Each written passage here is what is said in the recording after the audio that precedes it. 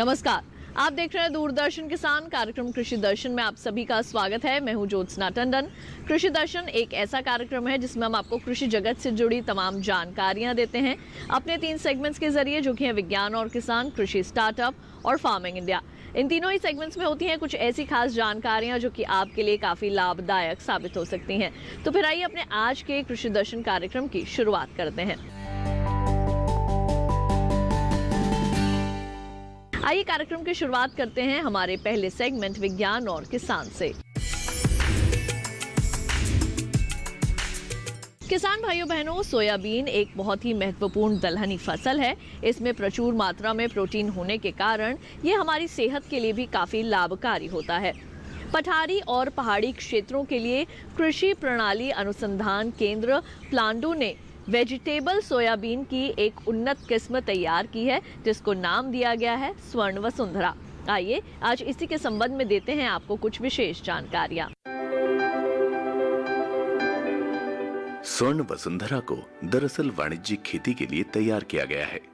इसकी हरी फली बुआई के 70 से 75 दिनों में पहली तुड़ाई के लिए तैयार हो जाती है। इसके बाद हरी फलियों की 2 तुड़ाइयां और होती हैं।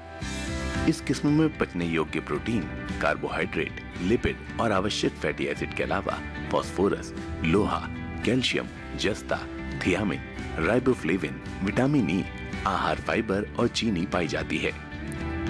गोले वाली हरी बीन्स का उपयोग स्वादिष्ट पकी हुई सब्जियों के रूप में किया जाता है, जबकि परिपक्व सूखे बीजों से मूल्यवर्धित उत्पाद बनाए जाते हैं। उच्च पोषकता की वजह से ही इस किस्म को झारखंड के अलावा देश के दूसरे राज्यों में भी किसानों के बीच लोकप्रिय बनाने की कोशिश हो रही है। चूंकि ये एक वाणिज्यिक फसल है, इसीलिए किसानों को भी इससे फायदा मिलता है। चंद्रकांत देशमुख कृषि व्यवसायी हैं। इनका गांव वारपुड़ महाराष्ट्र के परभणी तालुका में पड़ता है। यहीं पर उन्होंने 10 एकड़ जमीन पर स्वर्ण वसुंधरा बोई। अच्छी देखभाल और सही समय पर फसल काटने के बाद उन्हें प्रति एकड़ 15 क्विंटल हरी फली प्राप्त हुई। प्रति एकड़ इनकी लागत 30,000 रुपए रही और शुद्ध आय 2,70,000 रुपए, यानी कम लागत अधिक कमाई। देशमुख ने -18 डिग्री सेल्सियस तापमान पर हरी फली का भंडारण किया और 18 महीने तक संग्रहित रखा। प्रस्फुटन यानी ब्लैचिंग के लिए साफ हरी फली को 5 मिनट के लिए 90 डिग्री सेल्सियस के गर्म पानी में रखा जाता है और इसके बाद मूल रंग और बनावट को बनाए रखने के लिए तुरंत 5 मिनट के लिए 4 डिग्री तापमान पर ठंडे पानी में। इसके बाद डीप फ्रीजर में स्टोर करने से पहले इन फलियों को 5 मिनट तक सामान्य पानी में डुबोया जाता है। आप चाहे तो स्वर्ण वसुंधरा को सुखाकर भी बेच सकते हैं, लेकिन इसकी कीमत 100 से 150 रुपए किलो मिलेगी। इसके अलावा सूखे बीज से टोफू यानी सोया पनीर भी बनाया जा सकता है। 1 किलो बीज से 2.25 किलो तक टोफू मिल सकता है। स्वर्ण वसुंधरा का टोफू आकर्षक सफेद रंग, मुलायम और बिना सेम के स्वाद वाला होता है और इसे 300 रुपए किलो के हिसाब से बेचा जा सकता है। स्वर्ण वसुंधरा के 1 क्विंटल अनाज से 225 किलो सोया पनीर बनाने का खर्च 13,000 रुपए है, जबकि 225 किलो सोया पनीर की बिक्री से शुद्ध लाभ 54,500 रुपए आया।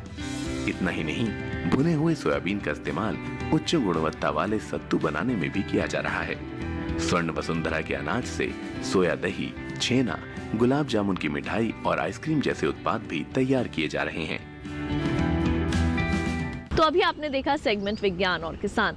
आइए कार्यक्रम कृषि दर्शन में बढ़ते हैं आगे और एक नजर डालते हैं कृषि कैलेंडर पर, जिसमें आज हम आपको बताने वाले हैं किस तरह से आपने करनी है ककड़ी की बुआई। ककड़ी की बुआई मार्च माह में की जा सकती है। इसके लिए 1 एकड़ भूमि में 1 किलोग्राम बीज की जरूरत होती है।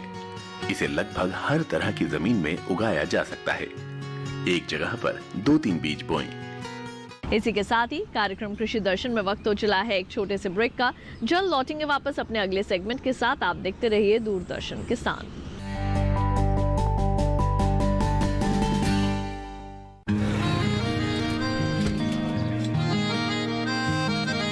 क्या बात है भाई, आजकल तो काफी खुश नजर आ रहे हो। क्यों ना हो, अब मैं ऑर्गेनिक खेती जो कर रहा हूँ, ये पूरा प्राकृतिक है, ऑर्गेनिक है। इसमें हमारे खेत, हमारी फसल और हमारी जेब सब फायदे में होते हैं और इसमें लागत भी कम है। जी हाँ, आप भी ऑर्गेनिक खाद का प्रयोग करें, अपनी फसल और मिट्टी को तंदुरुस्त बनाएं। और आपकी आमदनी में इजाफा करें। अधिक जानकारी के लिए किसान call centre toll free number 1800-180-1551 पर कॉल करें और लॉग ऑन करें kisan.gov.in और farmer.gov.in। कृषि और किसान कल्याण मंत्रालय द्वारा किसान हित में जारी।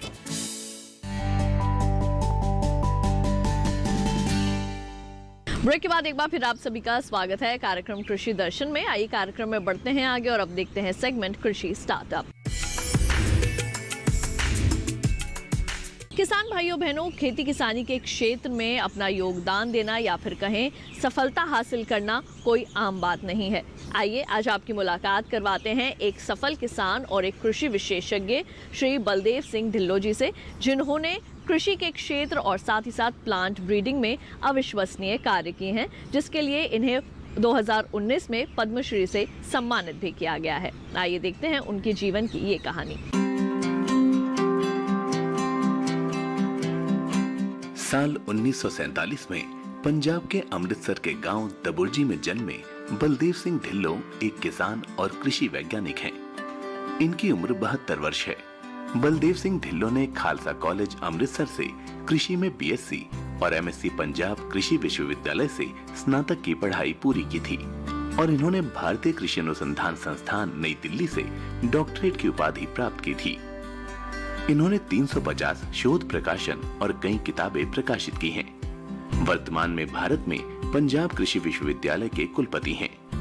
इन्होंने भारतीय कृषि अनुसंधान परिषद में सहायक महानिदेशक और पंजाब कृषि विश्वविद्यालय और गुरु नानक देव विश्वविद्यालय में अनुसंधान निदेशक के रूप में काम किया है। इन्होंने वर्ष 1976 से 78 में और 2007 से 11 तक जर्मनी के अंतर्राष्ट्रीय मक्का और गेहूं सुधार केंद्र में काम किया है। साथ ही वर्ष 1989 में मक्का ब्रीडिंग, जेनेटिक्स और बायोटेक्नोलॉजी पर बर्मिंघम विश्वविद्यालय में काम किया है। बलदेव सिंह ढिल्लो जुलाई 2011 से पंजाब कृषि विश्वविद्यालय के कुलपति के रूप में काम कर रहे हैं। उनके गतिशील नेतृत्व के तहत पंजाब कृषि विश्वविद्यालय ने कई प्रशंसा अर्जित की है। वर्ष 2017 में भारतीय कृषि अनुसंधान परिषद द्वारा भारत में सर्वश्रेष्ठ कृषि विश्वविद्यालय और तृतीय सर्वश्रेष्ठ कृषि अनुसंधान संस्थान के रूप में रैंक की गई। साथ ही केंद्रीय मानव संसाधन विकास मंत्रालय 2017 द्वारा पंजाब में प्रथम और भारत में दूसरा सर्वश्रेष्ठ कृषि विश्वविद्यालय का दर्जा दिया गया। बलदेव सिंह ढिल्लो के लगातार मार्गदर्शन, प्रोत्साहन और प्रेरणा के कारण उत्कृष्ट फसल किस्मों और उनके उत्पादन संरक्षण प्रौद्योगिकियों का विकास हुआ। नतीजतन उनके राज्य ने 2017-18 के दौरान धान और गेहूं की उच्चतम उत्पादकता हासिल की। इनके कार्यकाल में पंजाब विश्वविद्यालय द्वारा विकसित किए गए कम बायोमास वाले धान की उच्च उपज वाली किस्में अब किसानों के बीच सबसे लोकप्रिय हैं, जो पानी और कीटनाशक की बचत में सहायक हैं। साथ ही ये धान के पुआल प्रबंधन में भी सहायक हैं।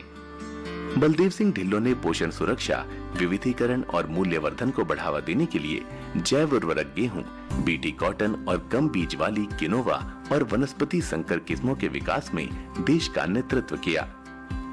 बलदेव सिंह ढिल्लो ने धान के पुआल प्रबंधन, कीटनाशकों के छिड़काव और उपज को सुखाने के लिए नई कृषि मशीनों और उपकरणों का विकास किया है। इन्होंने संयुक्त अंतर्राज्य अभियान का नेतृत्व किया, जिसने कपास में सफलतापूर्वक सफेद मक्खी का प्रबंधन किया, जिसके परिणाम स्वरूप बम्पर फसल 756 और 750 किलोग्राम की उत्पादकता हुई। इसके अलावा बलदेव सिंह ढिल्लो ने 2018 के दौरान धान के पुआल को जलाने के खिलाफ अभियान का कड़ा नेतृत्व किया।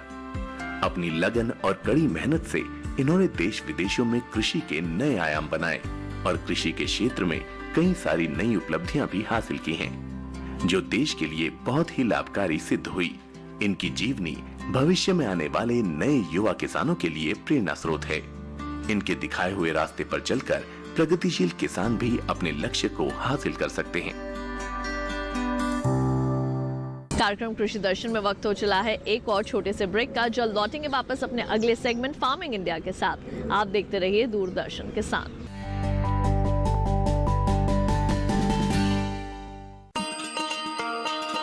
किसान भाइयों गांठ बांध लो, गांठ बांध लो, बात बहुत है काम की, समृद्धि के पैगाम की। मिट्टी के मिजाज को समझो, मिट्टी के हर राज को समझो, मिट्टी की तुम जांच कराओ, मुफ्त सॉइल हेल्थ कार्ड ले जाओ। कभी मुनासिब बीज लगाओ, सही किस्म की खाद ले आओ, जितनी जरूरी उतनी डालो, सही मात्रा खुद पहचानो, इसको अपना मंत्र बना लो, मिट्टी की सेहत को जानो। बात बहुत है काम की, कम लागत अधिक वरदान की, किसान भाइयों गांठ बांध लो। आज ही मिट्टी की जांच कराएं, राज्य सरकार के कृषि अधिकारी से संपर्क करें और मुफ्त में सॉइल हेल्थ कार्ड पाएं। कृषि और किसान कल्याण मंत्रालय द्वारा किसान हित में जारी। ब्रेक के बाद एक बार फिर आप सभी का स्वागत है कार्यक्रम कृषि दर्शन में। आइए कार्यक्रम में बढ़ते हैं आगे और अब देखते हैं सेगमेंट फार्मिंग इंडिया।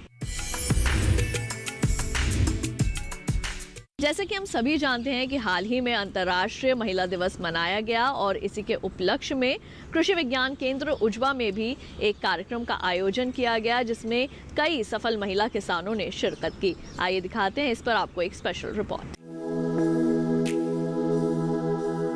संयुक्त राष्ट्र ने इस बार अंतर्राष्ट्रीय महिला दिवस की theme women in leadership achieving an equal future in a COVID world रखी है। कोविड की वजह से पूरी दुनिया में कारोबार पर बुरा असर पड़ा, लेकिन इस महामारी में भी भारतीय कृषि का प्रदर्शन अच्छा रहा। खेतीबाड़ी और उससे जुड़े व्यवसायों में भारतीय महिलाओं का योगदान अब किसी से छुपा नहीं है, बल्कि बहुत सी महिलाएं तो अपने कारोबार का नेतृत्व कर रही हैं।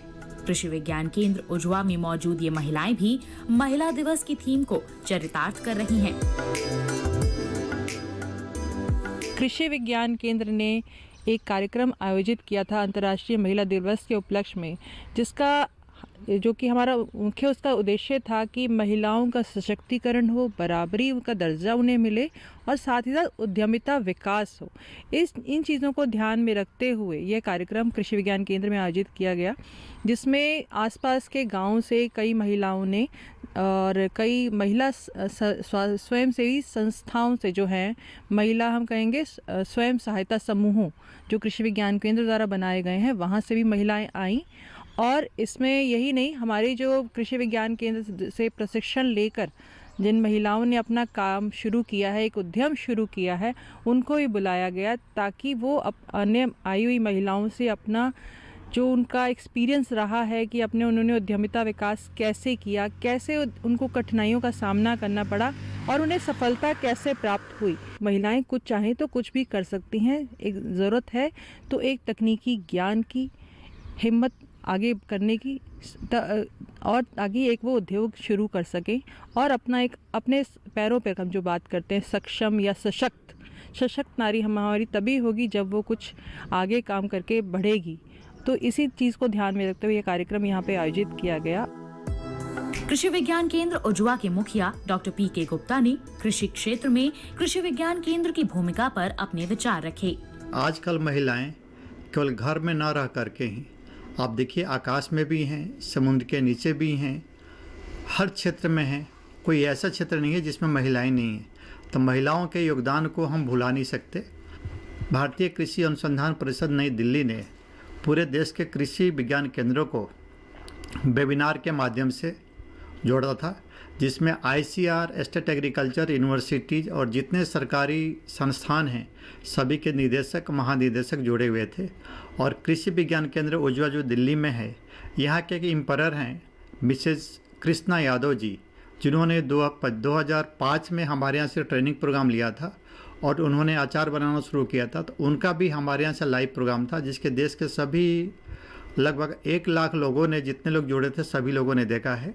और उन्होंने अपनी प्रगति का इतिहास बताया और उसमें कृषि विज्ञान केंद्र उजवा के वैज्ञानिकों का और इस केंद्र के संस्थान के योगदान का बताया, जो कि उनके जीवन की परिरेखा को ही बदल दिया। जो कृषि विज्ञान केंद्र है, महिलाओं के उत्थान के लिए विभिन्न प्रकार के ट्रेनिंग प्रोग्राम करते हैं, जैसे केचुआ खाद बनाना हुआ, हनी बनाना हुआ, शहद बनाना हुआ, स्पेशली पिकल बनाने में, बिस्कुट बनाने में हम लोग काफ़ी योगदान दे रहे हैं और काफ़ी महिलाएं बढ़ चढ़ के हिस्सा ले रही हैं। उन्होंने अपने बिजनेस भी स्थापित किए हुए हैं, जैसा कि आपने सुना होगा। आपको इसके अलावा ये भी बताना चाहता हूँ कि जो कृषि विज्ञान केंद्र उजवा है, यहाँ का मिट्टी और पानी दोनों खारा है उसके बावजूद भी कृषि विज्ञान केंद्र के वैज्ञानिकों के सहयोग से हम लोग उसको खारे पानी वाले क्रॉप को उगा रहे हैं। जैसे फल के रूप में बतावें, आंवला है, बेल है, अमरूद है, किन्नू हम लोगों ने लगाया है। उसका प्लांट भी बना करके प्रोपोगेशन करके हम यहाँ के किसानों को दे रहे हैं। इसके अलावा जो फार्म पे हम लोगों ने लगाया हुआ है, हम लोगों ने यहाँ पे अमरूद का, आलू का, प्याज का, लहसुन का, मटर का, स्ट्रॉबेरी का, ड्रैगन फ्रूट्स का बहुत से क्रॉप लगा के ट्रायल कर रहे हैं। अगर ये सक्सेस होता है तो हमारे दिल्ली के किसानों के लिए बहुत बड़ा वरदान साबित होगा। और आपको बता दूं कि CPRI शिमला से कुछ हम लोगों ने प्रजाति लिया है ये आलू की डेमोन्स्ट्रेशन के लिए, वो काफ़ी सक्सेस कर रही हैं। आने वाले दिनों में यहाँ के किसान आलू भी उगा सकते हैं। भारत में आर्थिक रूप से सक्रिय 100 में से 80 महिलाएं खेतीबाड़ी के कामों में लगी हैं। इनमें भी 33% महिलाएं मजदूर हैं, जबकि 48% किसान। सबसे चौंकाने वाली बात यह है कि हमारे देश में करीब 18% खेतीहर परिवारों का नेतृत्व महिलाओं के हाथ में है। बल्कि विश्व खाद्य और कृषि संगठन का कहना है कि पहाड़ी और उत्तर पूर्वी इलाकों के साथ साथ केरल जैसे राज्य में तो खेती और ग्रामीण अर्थव्यवस्था में महिलाओं का योगदान पुरुषों से भी ज्यादा है। किसान भाइयों बहनों, अब आइए आपको जानकारी देते हैं एग्रीकल्चरल इंफ्रास्ट्रक्चर फंड के बारे में।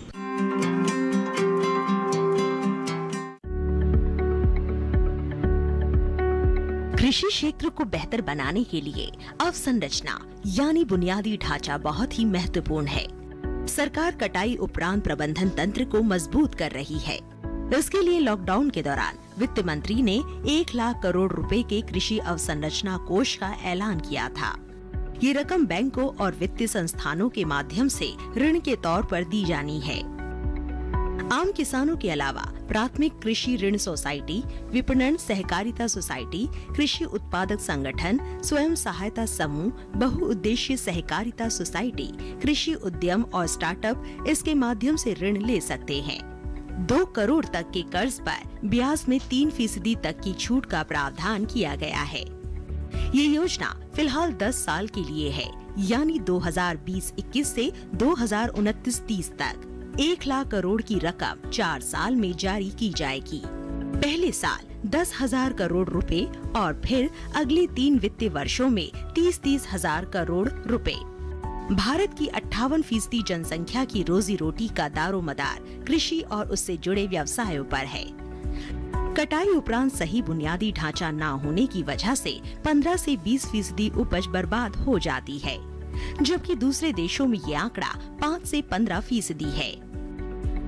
कृषि अवसंरचना कोष का उद्देश्य ऐसे ढांचे का विकास है जिसमें किसान अपनी उपज बिना बिचौलिए के सीधे बेच सके और कटाई के उपरांत उनकी फसल में बर्बादी भी कम हो।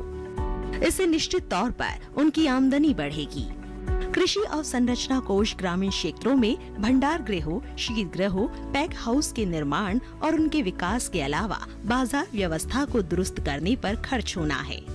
साथ ही प्रसंस्करण इकाइयां भी इसका लाभ उठा सकती है।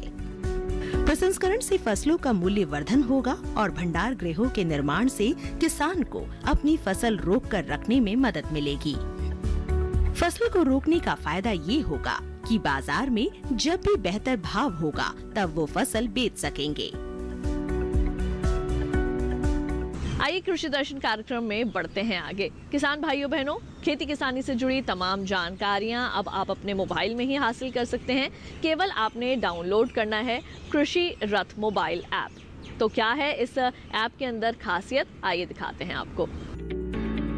किसान रथ मोबाइल ऐप देश भर के किसानों और व्यापारियों को कृषि उत्पाद के परिवहन के लिए उन्हें परिवहनकर्ताओं से जोड़कर सुविधा प्रदान करता है।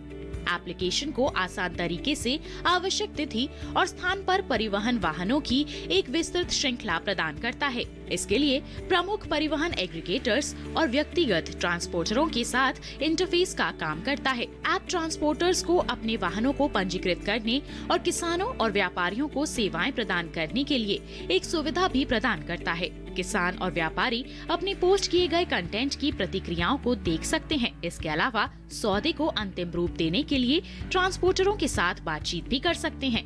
यात्रा पूरी होने के बाद ट्रांसपोर्टर के लिए एक रेटिंग प्रदान कर सकते हैं। ये ऐप उपयोगकर्ताओं या किसानों को ट्रांसपोर्टर से जोड़ने के लिए एक सुविधा प्रदान करता है। किसान भाइयों बहनों, जैसे कि हम सभी जानते हैं कि खेती मौसम पर आधारित है, तो आगे आने वाले दिनों में किस तरह का रहने वाला है मौसम का हाल, आइए दिखाते हैं आपको मौसम पूर्वानुमान में। बुधवार को जम्मू कश्मीर और लद्दाख में अनेक जगहों पर बारिश संभव। बुधवार को उत्तराखंड और हिमाचल प्रदेश में कहीं कहीं बरसात के आसार। 2 दिन पंजाब, हरियाणा और दिल्ली में कहीं कहीं बारिश का अंदेशा। गुरुवार को पश्चिमी उत्तर प्रदेश में इक्का दुक्का जगह बारिश का अनुमान। 2 दिन पश्चिमी राजस्थान में कहीं कहीं बरसात के आसार। 2 दिन उप हिमालय पश्चिम बंगाल और सिक्किम में कुछ जगह बारिश की संभावना। बुधवार को अरुणाचल प्रदेश के ज्यादातर इलाकों में बरसात का अनुमान। गुरुवार को पूर्वी मध्य प्रदेश में इक्का दुक्का जगह बारिश की संभावना। गुरुवार को छत्तीसगढ़ में कहीं कहीं बरसात का अनुमान। बुधवार और गुरुवार को तमिलनाडु और पुडुचेरी में कहीं कहीं बरसात के आसार। बुधवार और गुरुवार को केरल में कुछ जगह बरसेंगे बादल। अब आइए जायजा ले लेते हैं देश भर की मंडियों का। गुजरात की जंबूसर मंडी में गेहूं का भाव 2000 रुपए से 2200 रुपए प्रति क्विंटल रहा। तारापुर मंडी में 1650 रुपए से 2555 रुपए प्रति क्विंटल रहा। राजस्थान की लालसोट मंडी में गेहूं का भाव 1600 रुपए से 1692 रुपए प्रति क्विंटल दर्ज किया गया। उत्तर प्रदेश की बलरामपुर मंडी में गेहूं का भाव 1720 रुपए से 1800 रुपए प्रति क्विंटल दर्ज किया गया। हल्दौर मंडी में 1650 रुपए से 1800 रुपए प्रति क्विंटल रहा। किशुनपुर मंडी में 1600 रुपए से 1800 रुपए प्रति क्विंटल दर्ज किया गया। नौगढ़ मंडी में गेहूं का भाव 1690 रुपए से 1710 रुपए प्रति क्विंटल रहा। पश्चिम बंगाल की विष्णुपुर मंडी में गेहूं का भाव 1840 रुपए से 1925 रुपए प्रति क्विंटल दर्ज किया गया। और अब चलते चलते एक नजर डालते हैं आज की ट्विटर प्लेट पर।